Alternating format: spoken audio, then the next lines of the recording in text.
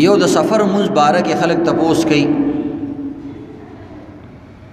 مختلف خلک مختلف سفرونو باندې ځي، څوک روزانه سفر کوي، څوک ورځ نیمه بعد سفر کوي، څوک خپل کلی کې اوسېږي، څوک پردي کلی کې اوسېږي، د چا عارضي سفري، د چا د کلونو سفري، د چا د میاشتو سفري، د چا د جاب په سلسله کې سکار وي واپس راشي کورته، د چا د حج عمرې سفر وي، د چا کاروباري سفرونه تجارتي اسفاري، د چا شوقیه سفري وي، سیل سپاټي وي. بهرحال سفر چې کلم اوشي دي سره الله رب العزت باز نرمیان راوستي دي، خو د سفر خاص احکامات یو خاص سفر د مراد دي چې کله یو انسان 77-78 کیلومیټر، نن سبا خلک په کیلومیټرو په حساب باندې پوهیږي، 77-78 کیلومیټر سفر کوي او د خپل کلی د آبادی نه وځي، نو په د باندې سفری احکامات لاګو شي. نو بهرحال عزتمندو مثلا پیښور دی چې انسان د رینګ روډ نه او سوکنونه بار شي، نو د باندې سفری احکامات جاری شي. دغه رنګه وړي غټي علاقې دي چې کومه علاقه په کوم نوم باندې مشهور وي او هغه علاقې نه انسان بار شي،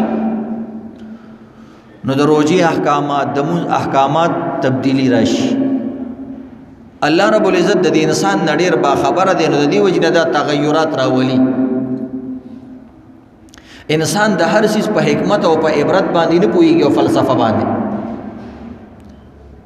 مثلا کله انسان ته تکلیف ونشي په سفر کې، نو دا وایي ما ته خو تکلیف نشته دی، نو نور ډیرو خلکو ته تکلیفي.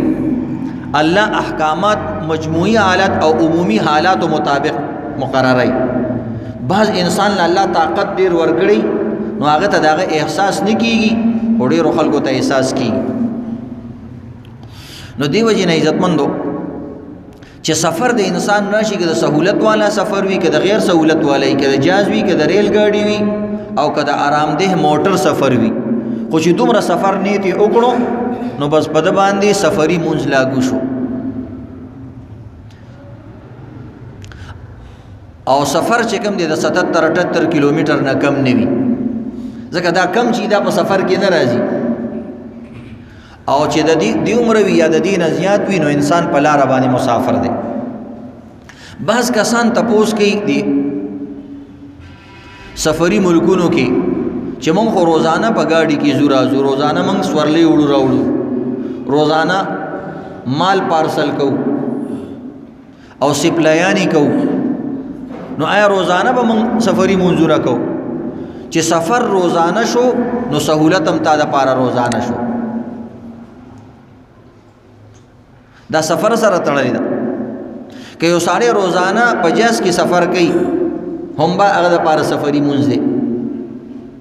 عام کسان وایي مړه جاز کې خو ډېر سهولت دي، د جاز سفر د دې عام سفر نه ډېر ګراني، غوږونه دې بند شي، یره پکې ډېري، خوف دهشت پکې ډېري، په هوا کې روانې، د ټولو نه زیات تکلیف باغېږي، ای کې ذهني تکلیف ډېر زیات دي. بهرحال تکلیف پکې وي او که نه وي تا ته، خو سفر شو نو عمومي احکاماتو باندې به چلیږي، که تا ته تکلیف نشته. نو که یو سړی روزانه ځي راځي چېرته او دا 77-78 کیلومیټر سفر دی دغه، نو به دا به روزانه د سفر مونځ کوي. د ده دپاره پیکیج دی او اساني ده د شریعت د طرف نه، سهولت دی، فایده دی ترې والي.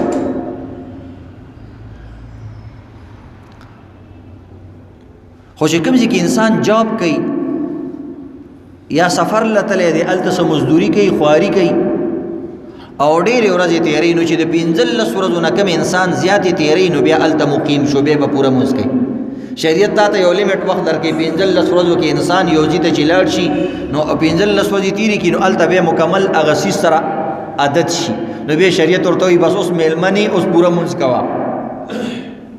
میلمستوب دې ختم شو. 15 ورځې ډېر شی دی، د هر څیز په شد بد باندې پوه شوې،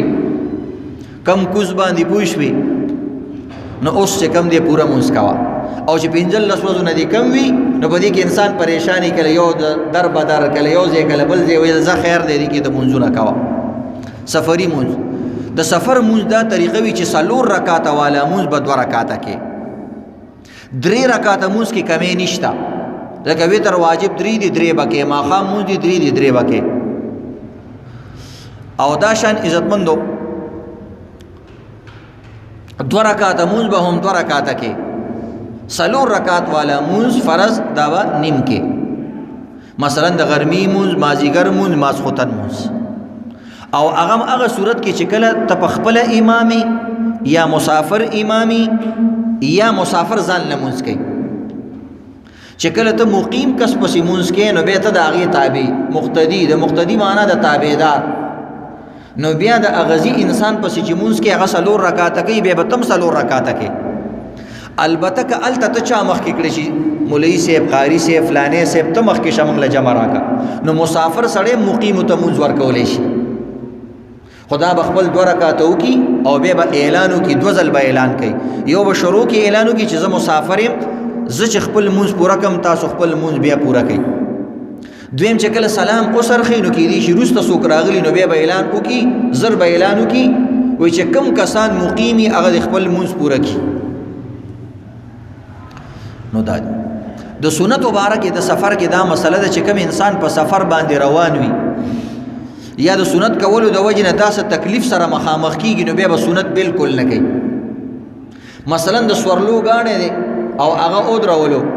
تا ته اودرولو خیر سره کوي لزا مولوی صاحب قاری صاحب مونږ کوي او تارو را چې کوم دی سنت هم شروع کړو به د نفلونه هم شروع کړو ټول خلک په تکلیف دي څوک به هسپتال ته رواني د چا به ولیمه وي د چا به جنازې له رواني د چا به اپریشن تیاری زر قسمه حاجتونه خلک لري نو د دې وجه نه مسلمان له تکلیف ورکول حرام دي نو شریعت وی خیر دی سنت هم پرېږده او فرض هم نیم کا ځان ګاډي ته رساو